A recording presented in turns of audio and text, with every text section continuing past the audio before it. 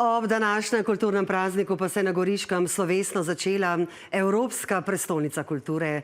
Celodnevno dogajanje z več kot 2000 nastopajočimi je potekalo tako v Gorici kot Novi Gorici z uvodno slovesnostjo na Trgu Evrope in umetniškim spektaklom, ki je postregel številnimi umetniškimi vrhunci pred novogoriško mestno hišo.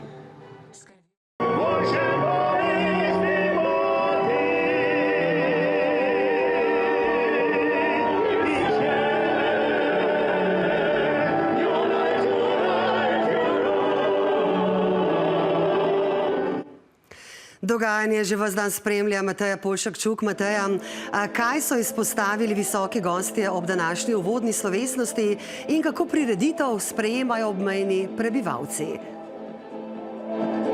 Novogoričani in Goričani so Evropsko prestolnico kulture vzeli za svojo. In to so dokazali z množično obiskanostjo danes, s čimer so pokazali, da si želijo sobivanja in sodelovanja.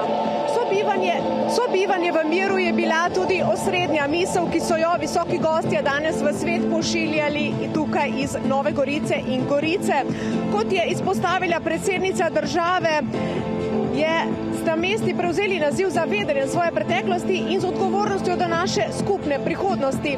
Tudi italijanski predsednik Mattarella je izpostavil, da sta v današnjem svetu konfliktov Slovenija in Italija izbrali pot sodelovanja.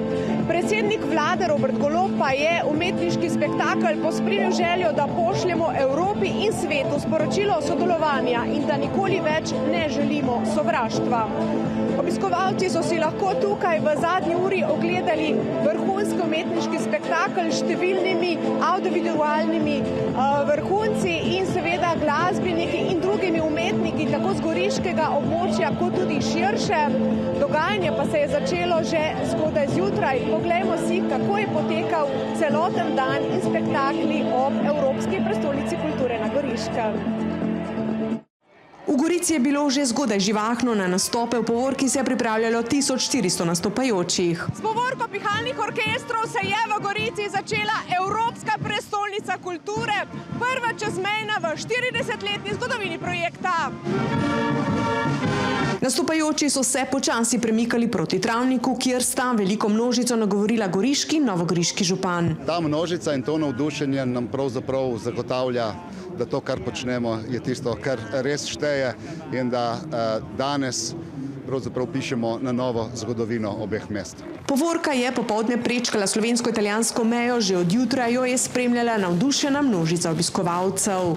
È emozionante portare i bambini per la prima volta, un evento così. È bello perché siamo uniti tutti quanti da tutte le due nazioni. Zelo lepo, ker tukaj je veliko ljudi. Jaz nisem maj okoli 20 let, ki delam Blumar, videl tako veliko ljudi. Super, mi smo vsi navdušeni, vse krovne organizacije in kulturni ustanove, ki delujejo v kulturi na Goriškem. Moramo se tudi lepo povezovati, ne glede na neke propagande, ki mi niso všeč v tem trenutku. Še zmeraj čakamo, da grejo karabinjeri dol z meje, ne? Projekt so pozdravili tudi visoki gostje.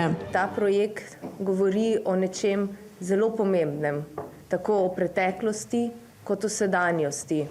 Govori o tem, kakšno transformativno moč ima umetnost in kultura in kaj pomeni to tako za to regijo, te kraje, ljudi, za Slovenijo in tudi za Evropo. Tudi ti dve mesti sta šli skozi procese sprave, skozi procese regionalnega sodelovanja. In če je bilo možno tukaj v Gorici in Novi Gorici, zakaj ne bi bilo možno tudi drugje? Nova Gorica and Gorizia make history as the first European capital of culture that brings two countries together. Na osrednji slovesnosti na Trgu Evrope je evropski komisar organizatorjem podelil nagrado Meline Mercuri za dobro delo. Zbrane sta nagovorila italijanski predsednik Sergio Mattarella in predsednica Nataša Pirc-Musar.